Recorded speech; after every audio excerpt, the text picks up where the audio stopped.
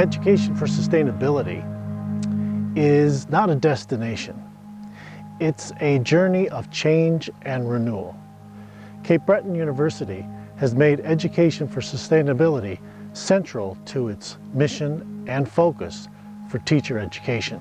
The Education Department has been building on fundamental elements to reorient teacher education towards education for sustainability. One key element is pedagogy. The focus in the programming is on integrated learning. Discovery and inquiry-based learning promote systems thinking in teachers who will be entering the teaching profession. Another important focus is community, place-based, and service learning. Pre-service teachers learn that the community has important assets to support teaching and learning in the classroom. The BED program currently has 2 dedicated courses, Sustainable Happiness and Deep Learning, and the course Teaching and Learning for a Sustainable Future. Both of these courses introduce students to the pedagogies and approaches of education for sustainability. Environmental and sustainability education is enhanced by First Nations pedagogies. Students in the BED program have the opportunity to learn in First Nations communities with First Nations instructors. Mi'kmaq pedagogies form the focus of sustainability education throughout the program. In this short video, you will hear from other instructors in the BED program at Cape Breton University to understand how they realize the vision for EfS in the program at the university.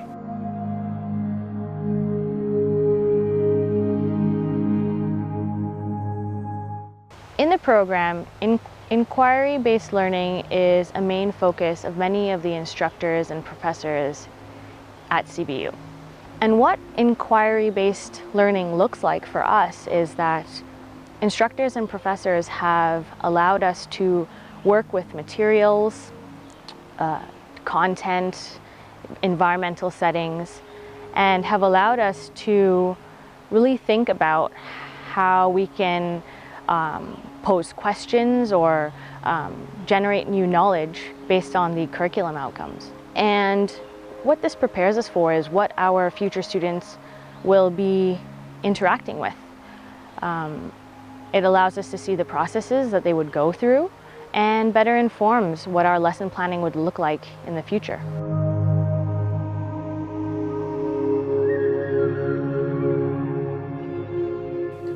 The service learning component in our BEd program is an experiential segment of learning that happens in the first term that really takes students out of the classroom and puts them in some kind of circumstance in community where they're working with youth. Students have to teach something during that week, and the whole purpose is to put students out in an environment where they have to mix with others, where they have to kind of think about planning through and delivering a learning opportunity, where they learn some of the nuances about organizing people and organizing groups, and kind of, we're trying to, I think, instill a message in them that being a classroom teacher and having the competencies for a classroom teacher is much more than standing in a classroom and delivering subject content. Teachers really need to know how to connect with community, how to build relationships with others, and how to see the community as an asset to their teaching and to their students.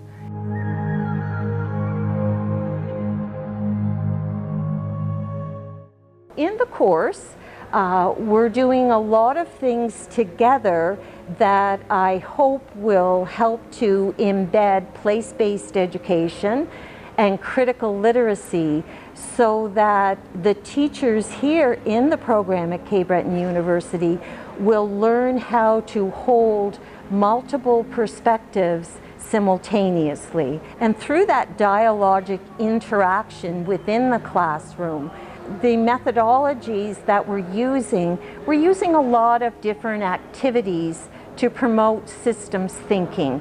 One favorite course to teach is Sustainability, Happiness, and Deep Learning. And what we're doing in that course is integrating positive psychology with sustainability and also looking at pedagogy, that how we teach, where we teach, when we teach, all those kinds of things can influence our well-being the well-being of our students and their success, but also we're looking at, with sustainability, looking beyond just individual human well-being. We're looking at the well-being of future generations, other communities, the natural environment. And so why would this be important for pre-service teachers? We think it's really important for them to understand why these things are integrated, that their well-being is important, personally and professionally, that it impacts the well-being and academic success of their students, and that those things are important for lifelong learning and resilience and so forth. But also that in education, we really want to promote this idea of well-being for all. This sense that our well-being is interconnected with the well-being of other people and the natural environment.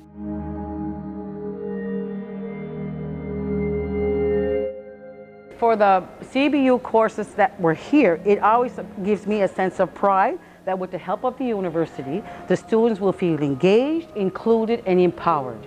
This is something that our young teachers need to know that today. They really need to feel empowered. They really feel that, you're unique, you have something to offer to the communities.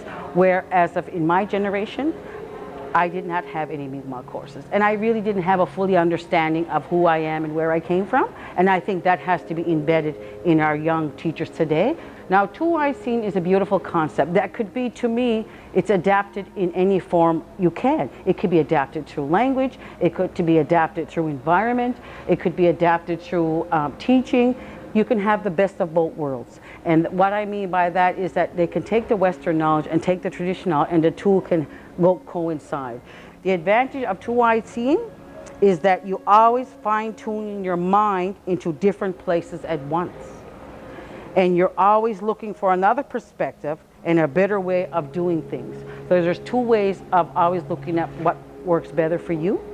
And I think that we as educators, and we're always giving thanks to where we are, who we are, and where we came from.